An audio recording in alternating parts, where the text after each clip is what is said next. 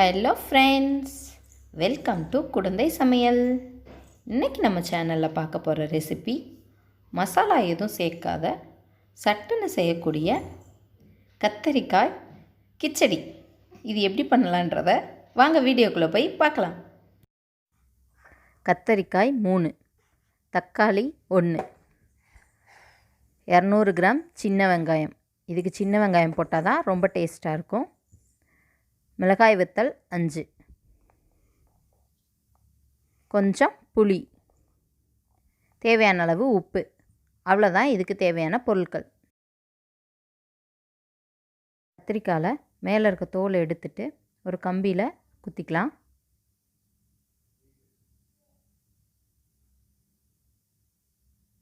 ஸ்டவ்வை பற்ற வச்சுட்டு கத்திரிக்காயை டைரெக்டாக அடுப்பில் காமிச்சு கொஞ்ச நேரம் நல்லா வேக விடணும்.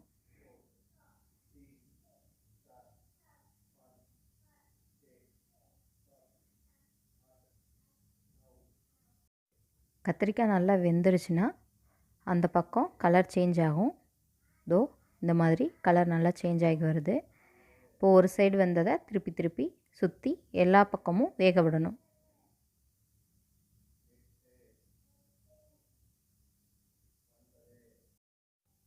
இப்போது கத்திரிக்காவை நம்ம எல்லா பக்கமும் நல்லா சுட்டாச்சு. ஃபுல்லாகவே கலர் சேஞ்ச் ஆகிடுச்சு. இதை இப்போ எடுத்துடலாம்.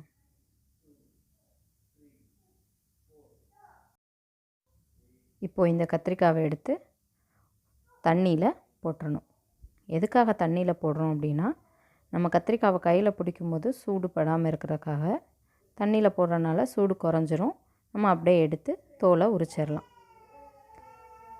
கத்திரிக்காய் நல்லா வெந்துருச்சுனாலே தோல் ஈஸியாக உறிஞ்சு வந்துடும்.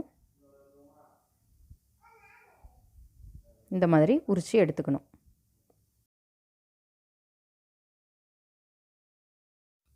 இந்த மாதிரி 3 கத்திரிக்காயும் தோல் சீவி எடுத்துட்டேன்.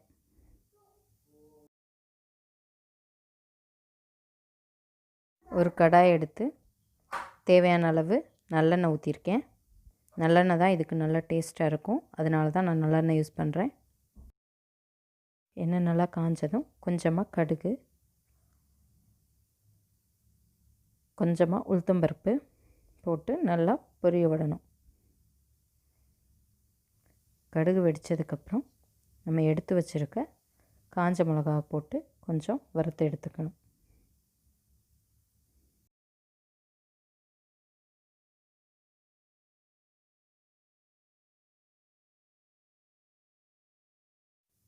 வத்தல் வறுபட்டுருச்சு.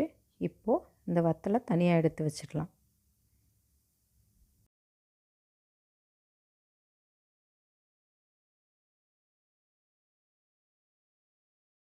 வத்தல் எடுத்ததுக்கப்புறம் அதே எண்ணெயில் நம்ம எடுத்து வச்சுருக்க சின்ன வெங்காயத்தையும் தக்காளியும் போட்டு நல்லா வதக்கி எடுத்துக்கணும்.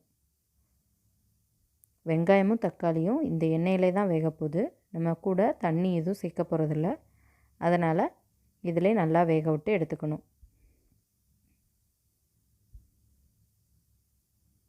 தண்ணி ஏன் சேர்க்குறதில்ல அப்படின்னா, தண்ணி சேர்க்காமல் இருந்தால் சீக்கிரமாக கெட்டு போகாமல் இருக்கும். அதுக்காக தான் நம்ம தண்ணி சேர்க்காம எண்ணெயிலே நல்லா வேக விடுறோம்.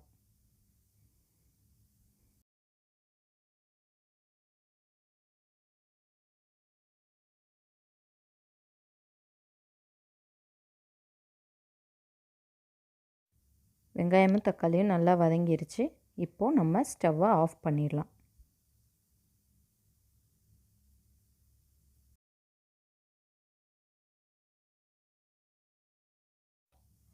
வறுத்து எடுத்து வச்சுருக்க காஞ்ச மிளகாவை ஃபஸ்ட்டு மிக்சியில் போட்டு அரைச்சி எடுத்துக்கணும். அதுக்கப்புறம் அது கூட வேக வச்சு தோல் உரித்து வச்சுருக்க கத்திரிக்காவை அது கூட ஸ்மாஷ் பண்ணி விட்டுறணும். அப்புறமா எடுத்து வச்சுருக்க கொஞ்சமாக புளியை போட்டுக்கணும். கூடவே வேக வச்சுருக்க வெங்காயம் தக்காளியும் சேர்த்துக்கலாம். கடைசியாக தேவையான அளவு உப்பு.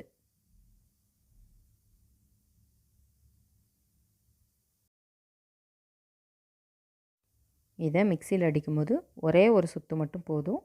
ஒரு சுத்துக்கு மேலே வேணாம். அவ்வளோதான். ஆஃப் பண்ணிவிட்டு எடுத்துடணும். அவ்வளோதான். இதை ஒரு பவுலுக்கு மாற்றிட்டு சர்வ் பண்ண வேண்டியது தான். இதை பழைய சாதத்துக்கு சைட் டிஷ்ஷாகவும் வச்சு சாப்பிட்லாம், இல்லை சூடாக இருக்கிற சாதத்துக்கு போட்டு பிசைஞ்சும் சாப்பிட்லாம். ரொம்ப டேஸ்ட்டாக இருக்கும். இதை நீங்களும் உங்கள் வீட்டில் ட்ரை பண்ணி பாருங்கள்.